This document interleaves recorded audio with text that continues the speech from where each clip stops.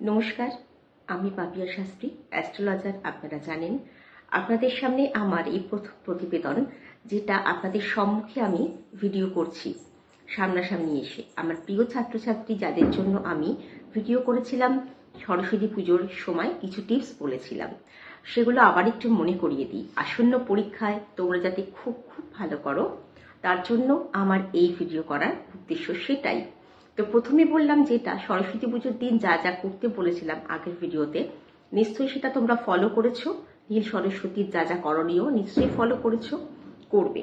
এবার প্রথমে বলবো, যখন তোমরা পরীক্ষা দিতে যাচ্ছ, বাড়ি থেকে বার হচ্ছ, তখন একটা দাঁড় ঘট কিনে আনবে। বাড়ির কাউকে বলে দাঁড় ঘট কিনবে এবং সেই দাঁড় ঘটটার মধ্যে আম্রপল্লব দেবে 7টা কিংবা 5টা ফলকলা আম্রপল্লব দেবে এবং এই আম্রপল্লবটার মধ্যে সিঁদুরের ফোঁটা দেবে। ঘটের মধ্যে ওপরে একটা স্বস্তিকা চিহ্ন অঙ্কন করবে। তোমাদের গুরুজনরা যারা আছেন তারা নিশ্চয়ই এই পদ্ধতি জানেন। তো সেটা স্থাপন করবে পরীক্ষা দিতে যাওয়ার ঠিক আগে। যদি তোমরা ছাত্রী হও তাহলে তোমাদের যে পা দিয়ে বেরোবে সেটা হলো বাঁ পা, এবং বাঁ দিকে এই ঘরটা স্থাপন করবেন, জলপূর্ণ করবে, তার মধ্যে আম্রপল্লব দেবে, আগে থেকে স্বস্তিকাটা আঁকা থাকবে এবং বাঁ পা দেবে, বাঁ দিকে ফিরে ওই ঘরটার দিকে পূর্ণ দৃষ্টি, মানে পুরো ভালোভাবে তাকাবে এবং বাড়ি থেকে বেরিয়ে যাবে। আর পিছন ফিরে তাকাবে না, কারোর দিকেই আর পিছন ফিরে তাকাবে না, একদম পরীক্ষা সেন্টারের উদ্দেশ্যে চলে যাবে। আসন্ন যে সমস্ত বড় বড় পরীক্ষা আছে, 10, 12 এন্ট্রান্স, সবার জন্য বলছি এই পদ্ধতি যদি অবলম্বন করো। আমি আমার গতবারের যে ভিডিওটা দিয়েছিলাম গত পরীক্ষার সময় 2025, তাতেও বলেছিলাম, আবার বলছি, এই ঘরটা প্রত্যেক দিন পাল্টাবে। আজকে একটা পরীক্ষা হলো, 2 দিন পরে একটা পরীক্ষা, বা তারপরে একটা পরীক্ষা, বা 1 সপ্তাহ পরে একটা পরীক্ষা।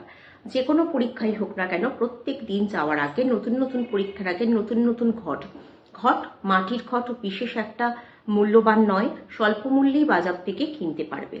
আর যখন পেপার পাবে হাতে, যখন পেপার পাবে, যে বিষয়ের পেপারটা পাচ্ছ সেই বিষয়ের পেপারটা নিয়ে 11 বার কিংবা 16 বার যে মন্ত্রটা জপ করবে সেটা ওম ঐং সরস্বতী নমঃ 11 বার বা 21 বার এই মন্ত্রটা তোমরা জপ করবে। তারপরে তোমরা লেখা শুরু করবে। হাতে পেপার পেয়েই কিন্তু এই মন্ত্রটা জপ করা শুরু করবে। 11, 21 বার বা 16 বারের পরে লেখা শুরু করছো। আর তোমাদের যেভাবে বাড়ি থেকে বেরোতে বলেছি সেইভাবে বেরোবে। বড়দেরকে প্রণাম করে নেবে। তোমাদের যা ঈশ্বরকে তোমরা বিশ্বাস করো তাদের প্রণাম করবে। সরস্বতী পুজোর সময় যা যা টিপস বলেছিলাম সেটা নিশ্চয়ই ফলো করেছো। ঘটের টিপস যেটা বললাম সেটা অবশ্যই ফলো করো।